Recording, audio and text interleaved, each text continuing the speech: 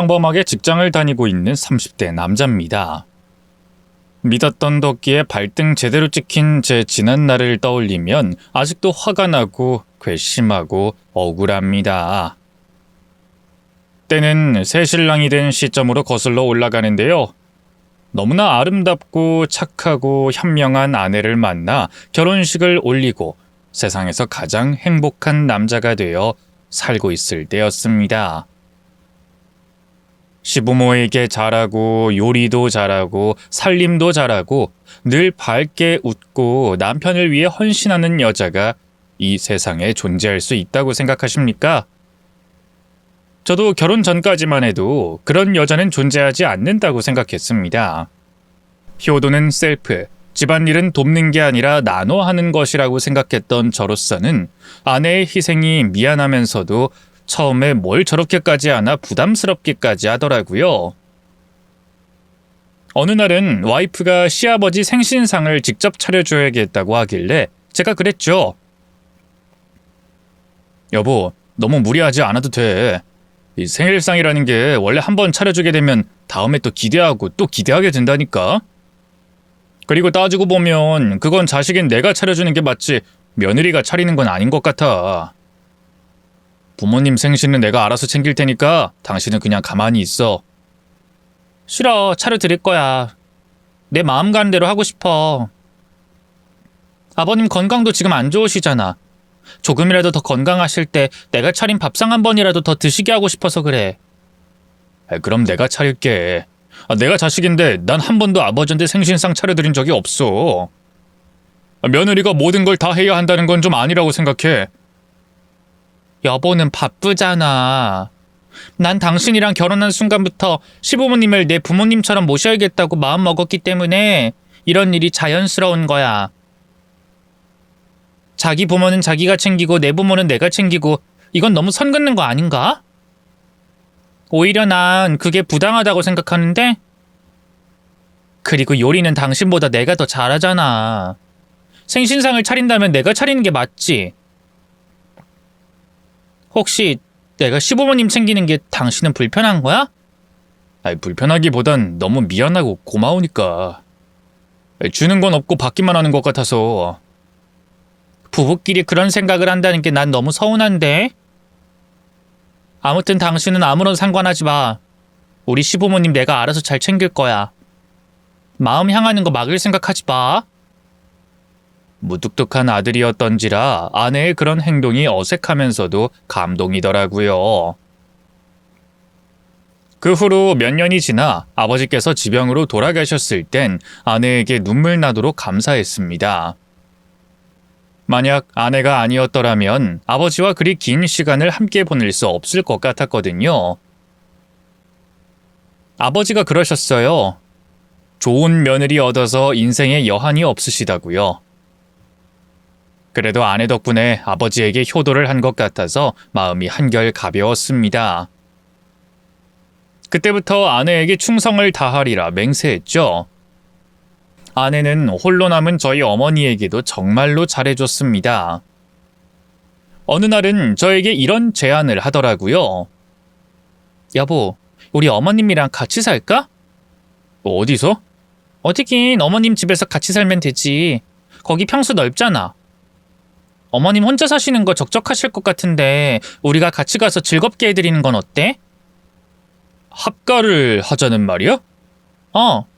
난 그게 오히려 마음이 편할 것 같아서 그래. 마음은 너무 고마운데 난 부모님이랑 합가는 좀 그래. 워낙 독립을 일찍 했기 때문에 부모님이랑 사는 게 영 불편하거든. 이건 서로 사랑하고 말고의 문제가 아니라 난 그냥 가족일수록 적당한 거리는 있어야 한다는 주의라서 말이야. 어머님 외로우실 텐데. 그럼 내가 자주 찾아뵐게. 그럼 되잖아. 아니면 어머님이 이사를 이쪽 동네로 오시는 건 어떨까? 그럼 원래 살던 집은 어쩌고? 그건 뭐 정리하든지 증여하든지 하면 되지 않을까? 지금 살고 계시는 곳 혼자 사시기엔 너무 넓잖아. 그리고 아버님이랑 같이 사시던 곳이라 괜히 추억 같은 거 남아있으면 어머님 마음만 싱숭생숭해질 것 같아서. 일단 내가 좀 지켜보고 제안해 볼게. 응, 아무래도 내 생각은 그래. 좀 더 좁은 평수로 이사를 가셔야 관리하기도 쉽고 생활 반경도 편해지잖아. 그리고 그 아파트가 값이 꽤 나가잖아. 내가 볼 땐 더 오를 것 같단 말이지. 증여 같은 것도 지금이 기회일지도 몰라. 나중에 더 오르면 그땐 감당이 안 될 수가 있거든. 내가 아는 세무사가 있는데 좀 연결해 줄까? 그래, 뭐 시간 되면 한번 상담해보지. 하지만 그 전에 엄마의 의견이 더 중요하니까 한번 물어볼게. 아내의 말도 일리가 있는 것 같아서 어머니에게 여쭤본 적이 있어요. 하지만 어머니는 살던 곳에 쭉 살고 싶어 하시는 눈치더라고요. 사실 그도 그럴 것이 그곳은 정말 저희 부모님의 역사나 다름없는 곳이었거든요.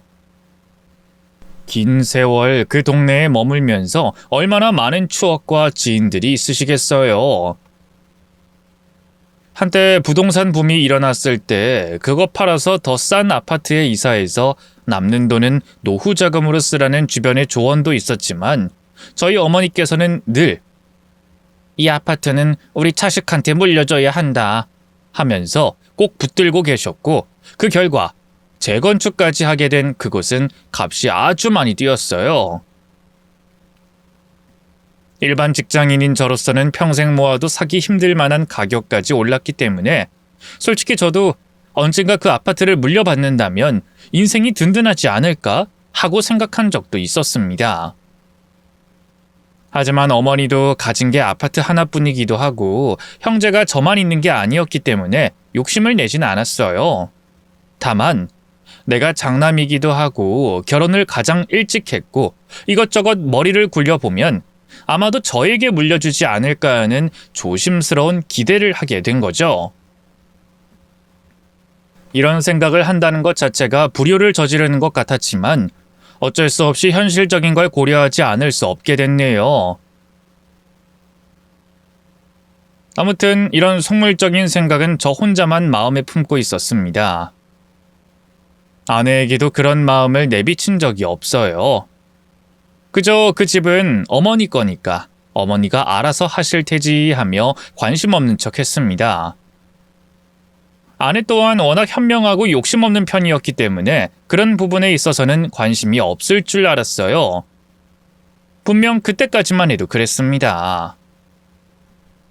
아버지께서 돌아가신 이후로 아내는 더 열심히 어머니를 챙겼어요. 항상 집에 없어서 전화를 해보면 나 지금 어머님 집에 있어 하더라고요. 그때는 아내가 진심으로 저희 어머니를 걱정하고 챙기고 싶은 마음에 그곳에 있는 줄 알았어요. 분명 어머니 댁에 있다고 했는데 어머니에게 전화를 걸어보면 며느리 지금 우리 집에 없는데? 하고 어리둥절해 하시더라고요. 나중에 알고 보니 글쎄 그 아파트의 커뮤니티를 쓰고 있었다고 합니다. 머쓱해하는 표정으로 이렇게 말하더라고요. 아니 그 아파트 헬스장이 너무 좋고 수영장도 있으니까 어머님 주민카드를 좀 쓰고 있었어. 동네 헬스장 등록해놨잖아. 거길 안 가고 굳이 버스 타고 거기까지 가서 헬스장을 이용했다고? 거기가 더 기구도 많고 사우나도 잘 돼 있단 말이야. 그리고 어머님 관리비에서 꼬박꼬박 이용료 나가는데 사용도 안 하시니까 돈 아깝잖아. 며느리인 내가 대신 써주는 거지. 근데 그거 다른 사람이 쓰는 거 불법 아닌가? 안 그래도 그것 때문에 당신한테 할 말이 있어. 나 있잖아. 주민등록 주소를 어머님 댁으로 옮기는 건 어떨까? 커뮤니티 시설 그거 하나 때문에 주소를 옮기겠다고? 너무 좋아서 다른 데 갈 수가 없어. 이젠 더 빡세게 불법 이용자 잡는다고 하는데 등본상 주소지가 거기 있으면 주민으로 인정이 되잖아. 나 거기서 골프 연습도 하고 싶고 수영 강습도 배우고 싶어. 미리 옮긴다고 생각하고 그렇게 해놓으면 안 되나? 그럼 절차가 좀 복잡해지는데. 이상할 거 하나도 없잖아. 어차피 나중에 우리가 상속받을 거 아니야? 내 말이 틀려? 당신도 그렇게 생각하고 있잖아. 나중에 애 낳고 키우려면 좋은 동네로 이사갈 수밖에 없는데 미리 상속받고 옮기면 안 될까? 자기가 어머님한테 잘 좀 말해보면 안 되냐고. 버젓이 엄마가 살고 있는데 어떻게 미리 상속을 해달라고 해. 요즘엔 다들 미리 그렇게 해. 미리 해야 절세도 하고 여러모로 편하다고. 이건 우리를 위한 일이 아니고 어머님을 위한 일이야. 돈 문제 관련해서 다들 시시하고 부끄러워하고 숨기기보다는 툭 까놓고 이야기를 나누는 게 더 건강한 방식이라고 난 생각해. 어머님도 그러시더라. 살고 있는 집은 장남한테 줄 계획이시라고. 그 마음 먹었을 때 상속받는 게 서로에게 좋지 않겠어? 도련님이 지금 결혼을 안 한 상태잖아. 만약 나중에 욕심 많은 동서라도 들어와서 집 내놓으라고 하면 어쩌려고 그래? 너무 걱정돼서 하는 말이야. 우리 가족들은 물론 우애 좋고 사이 좋지만 미꾸라지 한 마리만 잘못 들어와도 파국이라고. 난 이런 부분에 있어선 확실하게 미리 정해야 한다고 봐. 나중에 후회하는 것보단 솔직하게 말하고 요구할 건 요구해야 한다고 생각해. 당신은 누군가의 아들이기 전에 한 집안의 가장이잖아. 재산을 지키고 자격을 요구할 권리가 있는 거지. 솔직히 말해서 어머님 아프면 누가 돌보겠어? 당신이 돌보겠어? 도련님이 돌보겠어? 난 어머님이 아프면 당연히 내가 병간호하려고 요양보호사 자격증까지 준비하고 있는 사람이야. 아버님 갑작스레 돌아가시는 거 경험했잖아. 소중한 사람 떠나보내는 거 순식간이야. 영정사진 미리 찍어놓으면 오래 사는 것처럼 미리미리 상속해놓으면 우리 가족도 오랫동안 행복할 수 있지 않을까? 우린 부부잖아. 같이 노를 저어야지 따로 다른 방향으로 노를 저으면 되겠어? 아내는 솔직한 생각을 저에게 말해주더라고요. 아마 그때부터였을 겁니다. 아내가 점점 이상해졌고 낯설어졌어요. 예를 들어 어머니께서 방 2개를 하나로 합쳐서 크게 만들어 취미생활방으로 만든다고 공사를 하겠다고 하니 제 와이프가 기겁을 하며 말리더라고요. 안 돼요, 어머님. 거길 부숴버리면 복구하기 힘들어진단 말이에요. 그냥 있는 그대로 사세요. 네? 그리고 인테리어는 저한테 맡기세요. 아무래도 젊은 감각을 가진 사람이 관여하는 게 맞지 않겠어요? 그리고 알파룸을 창고로 쓰지 마시고 방 하나 만드시는 걸로 해요. 그게 더 효율적이에요. 그리고 화장실 쓰실 땐 세면대 밑에 물 안 들어가게 사용하셔야 돼요. 나중에 분해해보면 거기다 곰팡이 번져 있다고 하더라고요. 바닥에 줄눈 그런 거 하지 마시고요. 나중에 떼어낼 때 더 힘들거든요. 그런 말이 오갈 땐 제가 다 민망하더라고요. 아무리 예정돼 있다고 해도 그렇지 너무 밑도 끝도 없이 와이프가 관여를 하니까 분위기가 이상해졌죠. 어쨌든 그만큼 저희 어머니에게 잘하는 며느리였기 때문에 어느새 편해져서 저런 말을 하는구나 싶어서 넘겼습니다. 아내의 친구들과 함께 부부 동반 모임을 했을 때가 아직도 기억나요. 한창 술이 들어가서 왁자지껄한 분위기 속에서 아내의 친구 한 명이 제 아내에게 이런 말을 하더라고요. 야, 넌 그래도 부촌에 살고 있잖아. 부럽다 부러워. 거기 무슨 연예인도 산다며? 몇 번 헬스장에서 본 적은 있는데 뭐 워낙 많이 봐서. 대박이다 진짜. 우리 중에서 네가 제일 성공했지 뭐. 그런 아파트 사려면 우리 평생 숨만 쉬고 모아도 불가능한데 넌 그 젊은 나이에 고급 부촌에 입성을 하셨잖아. 에이 뭘. 살다 보니 이것도 너무 부족하더라고. 더 넓은 평수로 이사 가야지. 지금도 넓은데 더 넓은 곳에 가겠다고? 보기 겨웠다 진짜. 집 없는 사람 어디 서러워서 살겠냐?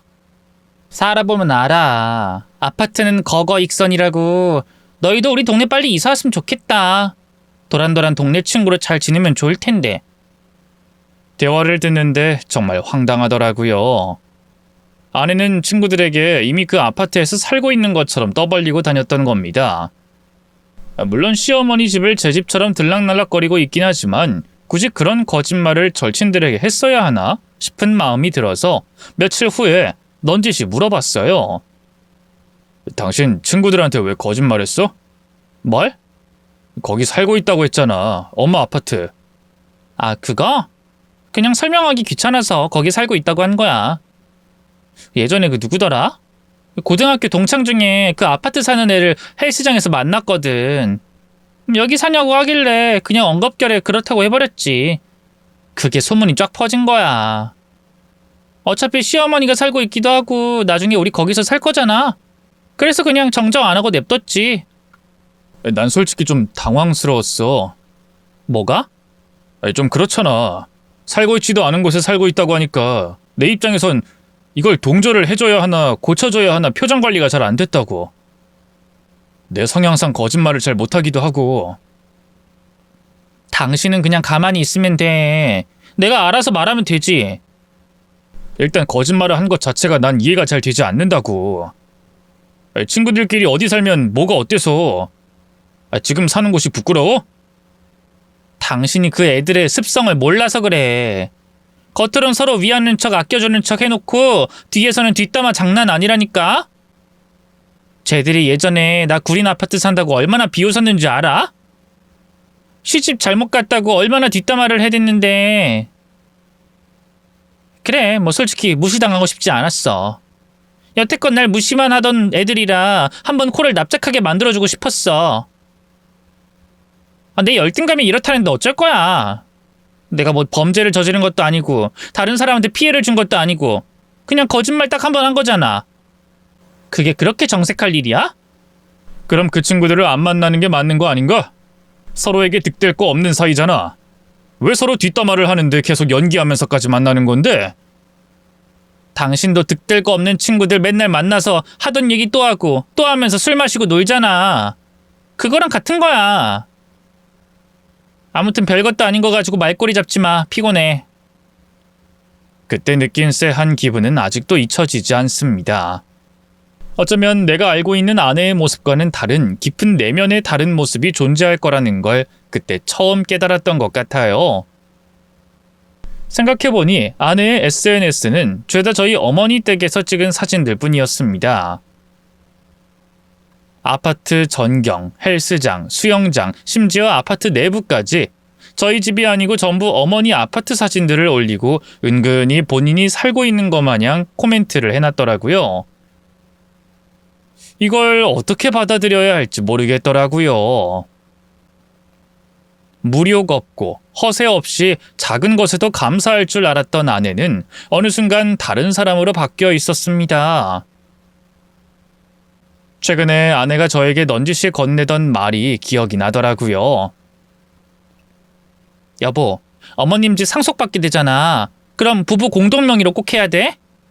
그래야 세금을 덜 낼 수 있어. 괜히 단독명의했다가 골치 아픈 일만 생기니까 명심해. 그때는 그냥 무심결에 흘려보냈을 말들이 이제는 의미심장하게 느껴지더라고요. 어딘지 모르게 변했다고 느껴졌을 그때 아내는 뭐가 그리 급한지 자꾸만 저희 어머니에게 재촉을 하더라고요. 이제는 미안하지도 않은지 직접적으로 말을 꺼냈습니다. 어머님, 장남이 자꾸만 넓은 아파트에 살고 싶대요. 나중에 손주도 낳고 키우려면 넓은 집이 간절하다면서 요즘 자꾸만 저더러 돈만 벌어오래요.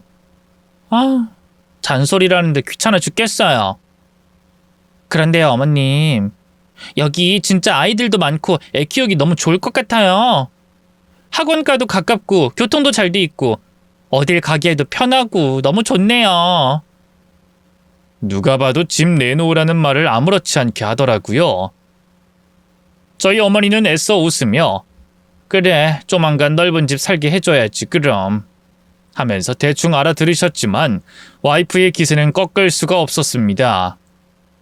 한때는 그게 너무 고민이었던지라 친구들에게 토로한 적도 있어요. 한 절친이 저에게 이런 말을 하더라고요. 네 와이프도 불안해서 그렇지 뭐. 뭐가 불안한데? 전업주부라고 했잖아. 뼈 빠지게 살림하고 시부모 봉양해봤자 손에 남는 거 하나도 없잖아. 그러니 얼마나 불안하겠냐? 남편한테 버림받으면 한순간에 낙동강 오리알 되는 건데 그런 거 보면 참 전업주부하는 여자들 불쌍해. 집안에서 인정도 못 받지, 남편한테 무시받지, 자식한테 뒤통수 맞지. 아무튼 난 네 와이프 심정 100%는 아니지만 90%는 이해 간다. 모든 일은 보상이 따라야 하는 법이잖냐. 와이프한테 명의도 좀 주고 비싼 백도 사주고 권리를 나눠줘야 와이프가 좀 안심하고 애도 낳고 잘 키우지 않겠어? 이놈은 공부만 잘했지 와이프 다루는 법은 하나도 모른다니까. 나도 그러고 싶지. 근데 상속이 뭐 하루아침에 되냐? 맘만 먹으면 하루아침에 되지. 세상에 안 되는 게 어딨냐? 와이프 입장에서는 우리 가족 잘 먹고 잘 살아야 하는데 남편 놈이 자꾸만 약한 소리라고 이리저리 휘말리니까 한심해 보이지 않겠어? 가장이면 가장답게 좀 강해질 필요가 있어. 쫌생이처럼 돈만 아끼지 말고 사랑하는 사람을 위한 길이 뭔지 잘 생각해봐라. 그 친구의 말을 들으니 머리를 한 대 맞은 것처럼 정신이 확 들더라고요. 여태껏 절 위해 희생만 했던 아내였건만 전 아내가 허세가 있다는 이유로 잔소리하고 상처만 줬어요. 늘 저를 서포트만 해줬기 때문에 성취도, 보상도 없었을 아내에게 문득 미안해지더라고요. 그래서 저는 그날 결심했습니다. 아내에게 아낌없이 퍼주자고요. 그렇게 마음을 먹고 아내에게 정말 다정한 남편이 되려고 노력했어요. 그렇게 부부 사이가 한없이 좋아질 것 같았던 그때 어느 순간 갑작스레 재앙이 닥치고 말았습니다. 저희 어머니가 동네 뒷산을 타시다가 쓰러지셨다는 겁니다. 다행히도 지나가던 분께 발견이 되어 급히 병원에 이송이 되긴 했지만 제가 병원에 도착할 때까지도 어머니는 정신이 오락가락하신지 말씀도 못하시고 호흡기에 의존하신 채로 힘없이 계시더라고요. 그 모습을 보는데 왈칵 눈물이 쏟아졌어요. 병원에서는 이것저것 검사를 해봤는데 몸에서 악성으로 보이는 혹이 발견이 됐다면서 정밀 검사 결과는 좀 더 있어 봐야겠지만 좋지 않은 상황이라고 말해주시더라고요. 아내도 뒤늦게 달려와 어머니의 상황을 듣더니 통곡을 하며 울었습니다. 이렇게 또 소중한 사람을 떠나보낼 때가 됐구나 싶어서 절망스러웠고 고통스러웠어요. 그래서 틈날 때마다 병원에 가서 어머니에게 좋은 말을 많이 해드리고 사랑한다고 쉴 새 없이 얘기했습니다. 어쨌든 상황이 안 좋잖아요. 가뜩이나 마음이 지치고 힘든데 그 와중에 와이프는 갑자기 돌변을 하더니 절 닥달하기 시작했어요. 여보, 지금 우리 도장이라도 받아놔야 하는 거 아니야? 뭘? 아파트 말이야.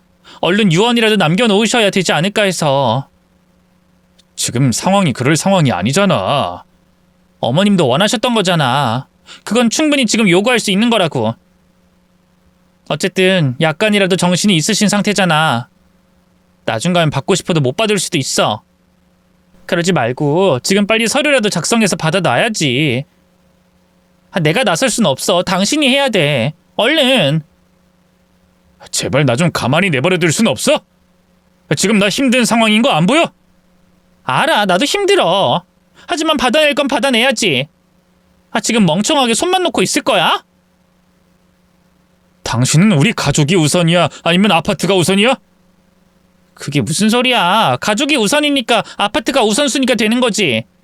그걸 말이라고 해? 내가 볼 땐 나보다 아파트가 더 우선순위인 것 같아서 그래. 자꾸만 의심이 들어. 당신은 진짜로 날 사랑하긴 하는 거야? 지금 사랑 타령할 때야? 정신 좀 차려. 어머님은 나이도 드셨고 지금 돌아가시는 거 이상할 거 하나도 없지만 당신은 앞으로 살아갈 날들이 더 많아. 그냥 이렇게 동생한테 아파트 뺏길 거야? 주변에서 늑대처럼 달려드는 사람들이 한가득일 텐데 당연한 권리 하나 못 챙기고 바보같이 뺏기기만 할 거냐고. 그러니까 그런 생각을 대체 왜 하는데? 머릿속엔 그거밖에 없어서 그렇잖아. 제발 내가 알아서 좀 하게 내버려 두라고. 됐어. 이제 당신 못 믿어. 내가 알아서 할게. 나 당신 와이프니까 충분히 요구할 자격 있잖아. 안 그래? 비켜. 내가 가서 말할 테니까. 와이프는 그때부터 눈빛이 확 달라지더니 절 밀치고 병실 안으로 들어갔습니다. 진짜 미친 사람 같았어요. 와이프는 어머니가 있는 곳으로 성큼성큼 걸어가더니 말을 걸기 시작했습니다. 어머님, 제 말 들리세요? 들리시면 눈 좀 깜빡여 보세요. 네? 안 들리세요? 그래도 아직 정신은 있으신 거잖아요. 그쵸? 저희도 저희 입장이 너무 급해서 그래요. 어머님, 일단 동의만 하시면 되는 거거든요? 원래 사시던 아파트 장남 물려주겠다고 하셨잖아요. 그거 확실하게 하고 싶어서 그래요. 지금 이 상황 저로서는 너무 당혹스럽지만 어머님 입장에서도 너무 안타까운 일인 거 알아요. 이왕 이렇게 된 거 솔직하게 털어놓을게요. 저희 그 아파트 꼭 받아야겠어요. 그거 못 받으면 저 어머님 아들이랑 이혼할 거니까 그런 줄 아세요. 여태껏 저 며느리로서 못한 거 없잖아요. 그러니까 어머님 죽기 전에 아파트 주고 가세요. 네? 도저히 듣고 싶지 않아서 뒤늦게 병실로 들어가 아내를 말려봤지만 아내는 이미 반쯤 정신이 나가서 어머니에게 계속 말을 붙이더라고요. 제발 어머니가 이 말을 기억하지 않으시길, 부디 듣지 못하시길 바라고도 바랬습니다. 하지만 그때 정말 병원이 들썩일 만한 일이 일어나고 말았습니다. 저희 어머니가 갑자기 몸을 벌벌 떠시더니 벌떡 일어나신 겁니다. 일어나시면서 호흡기가 떼졌고 저는 물론이고 병원 전체가 술렁이고 난리가 났어요. 저희 어머니는 흥분을 감추지 못하고 며느리에게 삿대질을 하며 욕을 하셨고 갑작스레 일어나신 탓에 금방 어지러우셨는지 또 털썩 누워버리셨습니다. 그리고 중얼거리셨어요. 어떻게 지금 아파트 얘기를 할 수가 있어? 며느리가 아주 사람 속을 뒤집어 놓네. 내가 절대로 용서 안 할 거야. 내가... 순간적으로 일어난 일이었지만 너무 강렬했기 때문에 아직도 그 순간을 잊을 수가 없어요. 정신이 오락가락했던 어머니를 단숨에 벌떡 일어나게 했으니 와이프에게 감사하다고 해야 할지 참 난처하더라고요.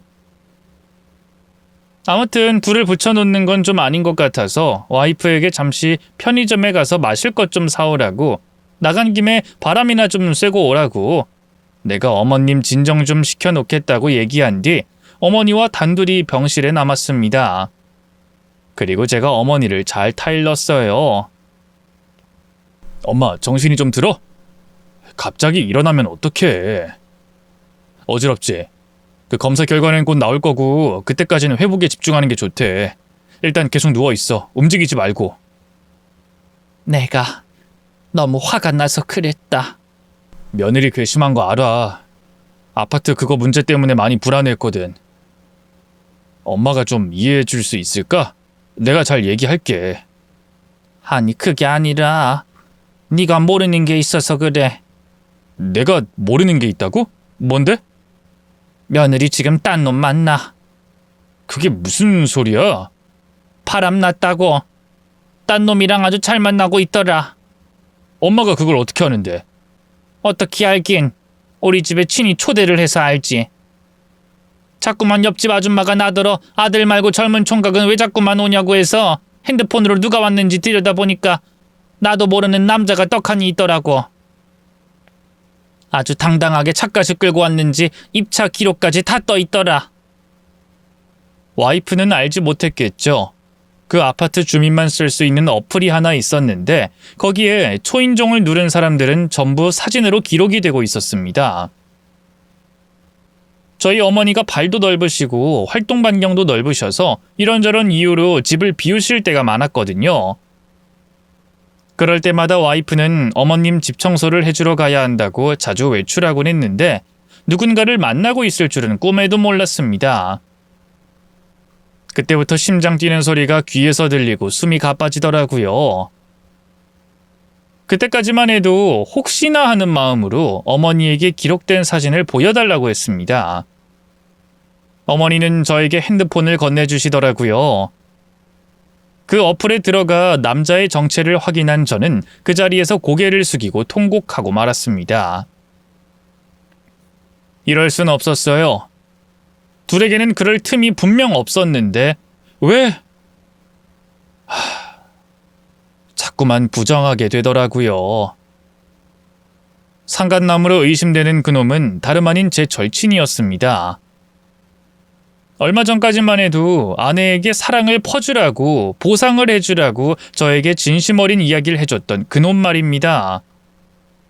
그놈이 저희 어머니 집에 초인종을 눌렀고 사진이 박제돼 있더라고요.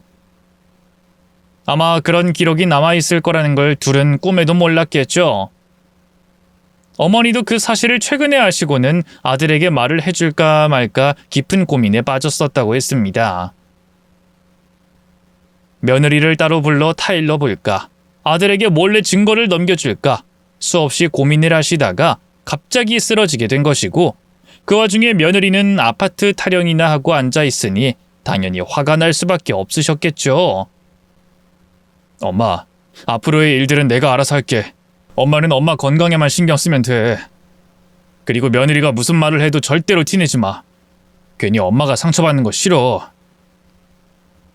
그렇게 어머니를 안심시켰지만 머릿속은 아주 지옥이었습니다. 나에게 닥친 이 고난을 어떻게 헤쳐나가야 할지 도저히 감이 잡히지 않더라고요. 더 용서하기 힘들었던 건 상간남 그놈도 유부남이라는 사실입니다. 어떻게 와이프를 두고 남의 와이프와 불륜을 저지를 수 있냔 말입니다. 만난 거라고는 부부 동반 모임 딱 2번에 부부 동반 여행 딱 1번, 총 3번뿐이었습니다. 그 3번의 만남 동안 둘이 얼마나 스파크가 터지는 감정을 느꼈으면 몰래 붙어먹냔 말입니다. 긴 고민 끝에 가장 먼저 아무것도 모르고 있을 그놈의 와이프에게 연락을 했습니다. 부부 동반 단톡방이 하나 있었는데 거기서 따로 개인 카톡을 해서 기니 할 말이 있다고 했더니 저희 남편 없이 둘이 얘기하자고요 하고 되묻더라고요. 그쪽 남편에 대한 이야기라고 했더니 뭔가 짐작 가는 게 있는지 바깥에서 따로 만나자고 했습니다. 놀랍게도 그놈의 와이프는 저에게 먼저 말을 꺼냈어요. 혹시 제 남편이 바람 피우고 있나요? 그건 어떻게 아셨습니까? 요즘 좀 이상해서요. 느낌이란 게 있잖아요. 사람이 달라지는 것 같은 낯선 느낌. 그런 게 자꾸만 느껴져서 유독 바빠진 것도 그렇고 주말에 약속이 생긴 것도 그렇고 핸드폰에 비밀번호까지 걸어놨더라고요. 네, 맞습니다. 그놈한테 여자가 있어요. 근데 그 상대가 제 와이프입니다. 네? 그럴 리가요. 저희 그렇게 막 친하지는 않았잖아요. 그러니까요. 그래서 더 괘씸한 겁니다. 어느 세월에 둘이 따로 연락을 했고 불륜을 시작했는지 아무것도 모르니까 더 화가 나는 겁니다. 재수 씨한테 찾아온 이유는 그래도 미리 알고 있어야 할 것 같아서 이야기하는 겁니다. 가만히 있다가 뒤통수 맞는 것보다는 증거를 일단 모으고 준비부터 하는 게 낫잖아요. 마음은 너무 힘들고 괴롭겠지만 그래도 용서받지 못할 사람한테는 벌을 주는 게 맞지 않겠습니까? 저는 그놈이랑 제 와이프를 절대로 용서하지 않을 생각입니다.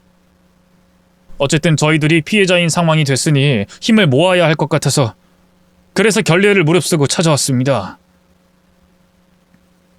그분은 믿을 수가 없다는 표정으로 멍하게 있다가 갑자기 닭똥 같은 눈물을 뚝뚝 흘리더라고요. 위로를 해봤자 그게 안 먹힐 거라는 걸 잘 알았기 때문에 그냥 가만히 고개만 숙이고 있었어요.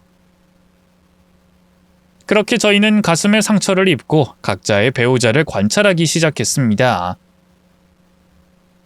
와이프와 한 공간에 있다는 것만으로도 치가 떨리고 살이 떨려서 견딜 수 없었어요. 그 와중에도 와이프는 꾸준히 이런저런 핑계로 저희 어머니 집에 들락거리곤 했습니다. 며칠 후 상간남의 와이프로부터 대량의 사진을 전달받았어요. 전부 둘의 대화 내용을 캡처한 것이었죠. 내용이 아주 가관이더라고요. 그놈은 저희 와이프를 공주라고 불렀습니다. 공주야, 오늘도 잘 잤어? 사랑해. 나도 사랑해. 왕자님은 오늘 뭐해요? 공주 생각하면서 일해야죠. 공주는 오늘 뭐해요? 어제 얘기했던 거 있잖아. 그거 변호사 상담받으러 가려고. 같이 갈까? 혼자 가도 괜찮겠어? 괜찮아. 둘이 가면 또 이상하게 볼 것 같아서. 이번에 가서 정확하게 물어보려고. 내가 가져올 수 있는 재산이 얼마만큼이나 되는지. 혼인생활 10년 이상 하면 재산 분할 가능하다고 하니까 그때까진 버텨보려고. 어쨌든 이번에 아파트까지 공동 명의로 해버리면 그것도 분할 대상이니까 가져올 게 더 많아지겠지. 역시 우리 공주는 너무 똑똑해. 안전 이혼 화이팅! 그때까진 절대로 들켜선 안 돼. 안전하게 이혼하고 재산 분할한 뒤에 그 돈으로 우리 부촌 아파트 사서 새 출발하자. 나도 그때까지 집사람한테 뜯어먹을 게 뭐가 있나 천천히 둘러볼게. 집에서 살림만 하는 여자한테 못 뺏을 게 있나 싶냐마는 그래도 처가 쪽에 돈이 꽤 있거든. 이럴 때 장인이 나한테 상속 큰 거 하나만 딱 해주면 좋을 텐데. 그럼 받자마자 이혼 때리게? 당연하지. 그걸로 공주랑 재혼해서 행복하게 살아야지. 우리 진짜 쓰레기 같다. 누가 보면 부부 사기단인 줄 알겠어. 답답한 놈 빨리 갖다 버리고 새 출발하고 싶다. 그냥 확 불륜 자작극 꾸며가지고 죗값 덮어 씌우고 그 아파트 내가 독차지하고 싶다. 가능할 것 같은데? 콜? 왕자님이 시나리오 한번 제대로 꾸며주세요. 이제 다른 아파트 못 가겠단 말이에요. 걱정 마. 우리 공주 사모님 소리 듣게 내가 만들어줄게. 대화 내용을 보는데 치가 떨리더라고요. 정말로 그들을 인간으로 상종하고 싶지도 않았습니다. 어떻게 사람이 그런 생각을 하며 그런 말들을 내뱉을 수가 있는 건지 우라가 치밀고 손이 떨려서 정상적인 생활을 할 수조차 없었어요. 그 와중에 와이프는 제 참담한 심정을 알지도 못한 채 또 외출을 하겠다고 하더라고요. 어머님 댁 가서 헬스하고 수영하고 사우나 좀 하고 올게. 간 김에 집 청소도 좀 해놔야지. 당신은 참 부지런해. 시어머니 집 가는 거 귀찮지도 않나 봐. 그래, 나 같은 며느리가 어딨어. 어머님 아프시니까 나라도 자주 가서 정돈해야지. 집 그냥 그대로 두면 먼지 쌓이고 삭막해진다니까. 됐으니까 가지 마. 내가 알아서 할게. 당신이 뭘 알아서 해. 도장 하나 찍어오라는 것도 제대로 못 받았으면서. 대체 언제 상속받을 건데? 우린 어느 세월에 이사 가냐고. 엄마가 살아 계시잖아. 살던 분 쫓아내고 가서 살자고? 어머님 지금 많이 편찮으시잖아. 곧 어떻게 되실지도 모르잖아. 오늘 아침에 병원에서 연락 왔어. 암 아니고 무록이더래. 뭐? 그걸 왜 지금 나한테 얘기해? 궁금한 것 같지 않길래. 당신은 그냥 우리 엄마가 암이라는 걸 바라는 것 같길래. 내가 미쳤어? 그래서 퇴원은 언제 하신대? 내일 내가 모시러 갈 거야. 안 되겠네. 얼른 가서 집 정리 좀 해놔야겠다. 일단 당신은 집에서 시간 보내고 있어. 얼른 다녀올게. 그러더니 와이프는 후다닥 밖으로 나가버렸습니다. 분명 또 그놈을 만나러 가는 거겠죠. 저는 현장을 잡기 위해 아내의 뒤를 쫓았습니다. 아니나 다를까 그놈의 차가 어머니 아파트 주차장에 떡하니 세워져 있더라고요. 얼마나 치밀한지 들키지 않으려고 일부러 지하 3층 맨 구석에 세워놨네요. 이토록 꼼꼼한 녀석이 기록이 남는다는 걸 망각하고 있었다는 게 한심할 따름입니다.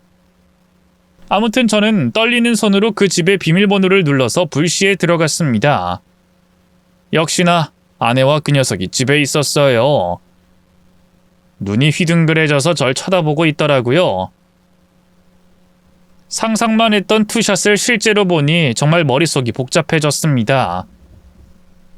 저도 그렇고 그놈도 그렇고 아무 말도 하고 있지 않자 와이프는 다급하게 변명을 해대기 시작했어요. 여보, 그게 있잖아. 지금 오해할 만한 상황인 거 알아. 하지만 나도 급해서 그랬어. 갑자기 어머님 집에 전등이 나가버렸잖아. 여자 혼자서 이걸 어떻게 해. 그러다가 도움 청할 곳이 없어서 당신 친구한테 연락을 한 거야. 당신은 바쁘잖아. 그냥 머슴처럼 막 불러달라고 하길래 이참에 불렀지. 안 그래도 당신한테 연락하려고 했는데 우리 셋이 만난 김에 다 같이 맛있는 점심이라도 먹을까? 지금 그걸 변명이라고 하는 거야? 여보, 설마 나랑 이 사람 사이를 의심하는 거야? 내가 미쳤어? 만날 사람이 없어서 당신 절친을 만나겠어? 나도 경우는 있는 여자야. 기분 나빠지려고 하네? 그렇게 와이프를 못 믿어? 내가 불륜 현장을 들켰어. 스킨십 하다 걸렸어. 그런 거 없이 그냥 같이 있는 거 당신이 오해부터 한 거잖아. 그러게 왜 갑자기 들이닥쳐서 혼자 착각을 하냐고.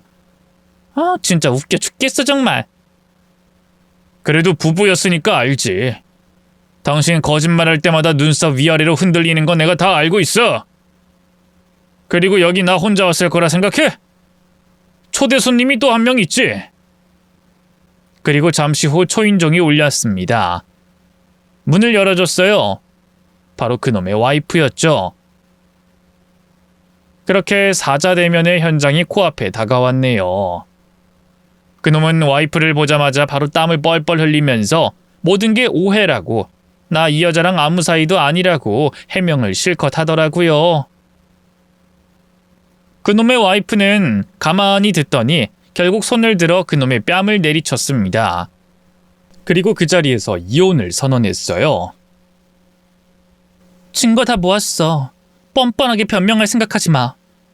이혼 소송, 상간녀 소송 죄다 할 거니까 각오하라고. 재산 분할 잘해서 성공적으로 이혼할 거라고? 꿈도 야무져. 어디서 굴러먹다 온 거지 발사계 주제에 감히 날 농락해?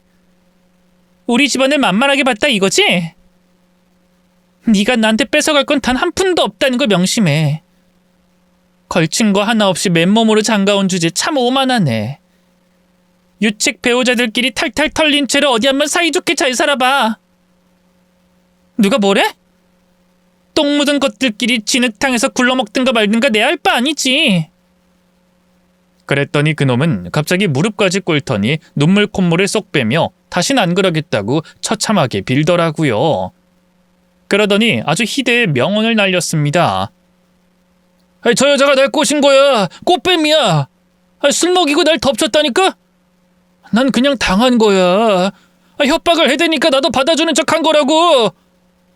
난 진짜로 당신밖에 없어. 나도 너무 힘들었고 괴로웠어. 그때부턴 제 와이프도 눈이 뒤집혀서 그놈의 머리채를 잡고 등을 때리고 온갖 육탄전을 이어가더라고요. 저희 어머니 집에서 아수라장이 펼쳐졌으니 이 얼마나 이상한 광경입니까? 어쨌든 증거도 다 모았고 둘의 추한 모습도 제 눈으로 직접 확인을 했으니 앞으로 해야 할 건 이혼 수순을 밟는 것밖에 없었습니다. 일단 가장 중요한 저희 어머니 집의 현관 비밀번호를 바꾸는 것부터 시작해서 차근차근 소송을 준비했어요. 그리고 살던 집 또한 제가 마련한 집이었기 때문에 아내의 짐을 손수 챙겨서 현관 쪽에 고이 모셔다 놨네요. 며칠 만에 집에 들어온 와이프는 제 앞에서 아무 말도 못하고 훌쩍이기만 하더니 어렵게 입을 열더라고요. 미안해. 죽을 죄를 지었어. 그렇게 미안해할 필요 없어. 어쨌든 일이 저질러졌으니 난 수습만 하면 돼.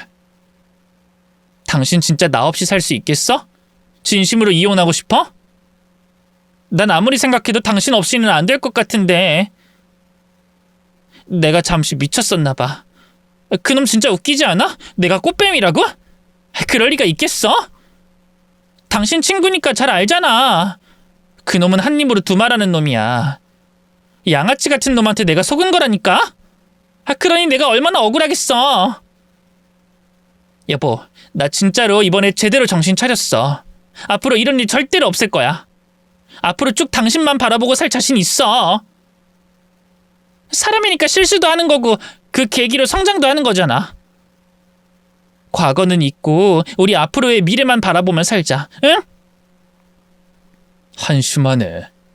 언젠 우리 엄마 집 뺏어서 공동명의로 해놓고 이혼할 때 재산 분할 거하게 챙겨 먹고 나가려고 했으면서 이젠 또 그 작전이 실패하니까 꼬리 자르기를 하겠다 이건가? 대화 나누는 걸 보면 무슨 세기의 사랑을 일궈내는 것 같더니 결국엔 서로의 탓만 하고 끝나네. 겨우 그 정도 사랑을 하겠다고 그동안 나랑 쌓아 올린 신뢰를 깨버린 거지? 그래도 한땐 사랑했던 사람이고 인생을 맡길 만큼 의미 있는 사람이었는데 우리가 이렇게 끝난다는 게 나도 믿기지가 않아. 나도 내 인생이 너무 안타깝다고. 그러니까 더 이상 나 비참하게 만들지 마. 호구 같은 남자 만나서 실컷 부려먹었으니 됐잖아. 난 더 이상 당신한테 해줄 거 없어. 그러니까 갈라서자. 할 수 있는 건 다 할게. 신뢰는 다시 쌓으면 되고 감정은 다시 살아나게 할 수 있어. 나만 믿으면 내가 알아서 다 할 테니까 한 번만 나 좀 봐줘. 나 진짜 당신 없으면 끝장이야. 짐 싸놨으니 그거 들고 나가주면 돼. 그리고 SNS에 올렸던 사진들은 다 지워주라. 남의 집 올리는 거 그거 범죄나 마찬가지거든. 그리고 엄마 집 현관문 비밀번호 바뀌었고 카드도 이제 안 먹힐 테니까 애쓸 필요 없어. 너무 냉정하잖아. 그래도 나 당신 부모님께 최선을 다했어. 최고의 며느리였다고 자부할 수 있어. 돌아가신 아버님이 했던 말 기억 안 나? 나더러 복덩이라고 하셨어. 내가 냉정해? 네가 최고의 며느리였다고?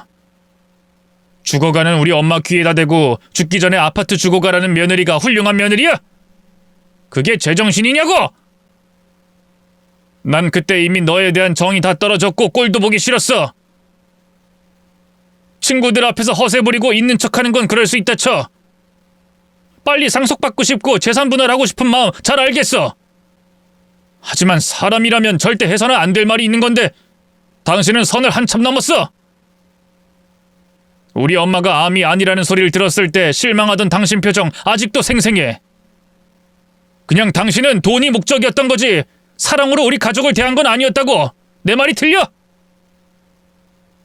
날 진정으로 사랑했더라면 이럴 순 없는 거잖아. 더는 당신한테 실망하기 싫어. 그러니까 제발 좀 헤어지자. 그놈이랑 재혼해서 잘 먹고 잘 살아. 헤어졌어. 더 이상 안 만나. 모든 잘못을 내 탓으로 돌리는 놈을 내가 어떻게 만나. 지금은 오히려 증오하고 헐뜯는 사이가 됐어. 만나면 머리채 잡고 싸울 판이야. 우리 둘 다 정신 제대로 차렸다고. 그놈이 그러더라. 이 기회로 와이프에 대한 소중함을 다시 깨닫게 됐대. 나도 같은 생각이야. 우리 서로 깔끔하게 정리하고 각자의 배우자에게 충실하기로 했어. 돌아가기로 했다고. 인생 참 편하게 사네. 바람 피우고 돌아갈 곳도 있고 그 정도로 내가 만만하고 쉬워 보였던 거겠지. 헛소리 들어주는 것도 이젠 지친다. 얼른 짐 챙겨서 나가. 나도 인내심의 한계를 느끼는 중이니까. 억울해. 나 정말 억울해.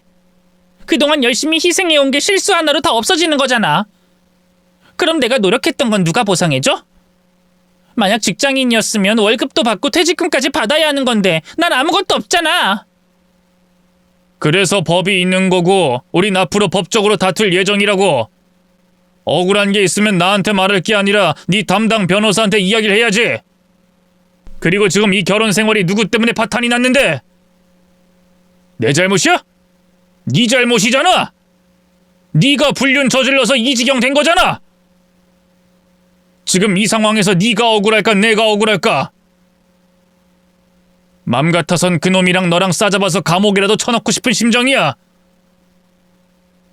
그리고 내가 너한테 못해준 게 뭐가 있는데? 네가 해달라는 대로 다 해주고 살았잖아. 가장으로서 인정받고 싶어서 코피 나도록 열심히 일했잖아. 남들이랑 비교하면서 왜 그따위밖에 못 버냐고 타박한 건 너야. 그래도 이혼만큼은 안 돼. 죗값도 당신 옆에서 받고 싶어. 헤어지는 건 절대 있을 수 없어. 나 떠나면 그 집에 나 말고 다른 여자가 들어가서 사는 거잖아. 그 꼴은 절대 못 봐. 아버님 병간호도 내가 다 했고 생신도 다 내가 챙겨줬어. 그런데 그 빈자리에 다른 여자를 앉히겠다고? 절대 안 돼. 그것만큼은 안 돼. 제발 나 좀 살려줘. 응? 너무 힘들어서 그래. 당신 놓치면 내 인생 완전히 끝난다니까? 그렇게 와이프는 한참을 빌었다가 화냈다가 협박했다가 울었다가 고집을 피우면서 시간을 끌다가 결국 제풀에 지쳐 돌아갔습니다. 평소에 그런 생각을 하고 있었다는 게 너무 어이가 없었고 저와의 사랑보다는 그에 딸려오는 금전적인 이득에 더 관심이 있었던 것 같아 이번 기회로 그 사람에게 많이 실망했네요. 어쨌든 소송을 했고 결과적으로는 나름 잘 끝났습니다. 물론 상간남 소송도 진행했고요. 그놈은 친구들 사이에서 완전히 매장당한 상황입니다. 소문을 들어보니 제 전부인과는 완전히 끝난 사이인 것 같더라고요. 그렇게 유난 떨면서 불륜을 저질렀으면 지들끼리 잘 살기라도 하던지. 에휴, 여러모로 한심스럽습니다. 배우자의 배신으로 이혼을 하게 됐으니 한동안 많이 힘들고 아팠지만 그래도 시간이 약인지라 점점 더 괜찮아지고 있네요. 좋은 사람을 만나 행복하게 잘 사는 모습을 보여줘야 자식된 도리인데 저희 어머니께 참으로 죄송합니다. 그래도 다행인 건 저희 어머니께서 건강을 회복하시고 이제 일상생활을 잘 하고 계신다는 겁니다. 요란하게 이혼을 하고 말았으니 이제는 한동안 조용히 살아야죠. 묵묵히 제 할 일을 하면서 살다 보면 언젠가는 좋은 날이 오지 않겠습니까? 부디 이런 끔찍한 일이 제 인생에 2번은 오지 않았으면 하는 바람입니다. 아무튼 사연 읽어주셔서 감사드리고요. 여러분들에게는 부디 저와 같은 일이 일어나지 않았으면 좋겠어요. 늘 행복하시길 바랍니다.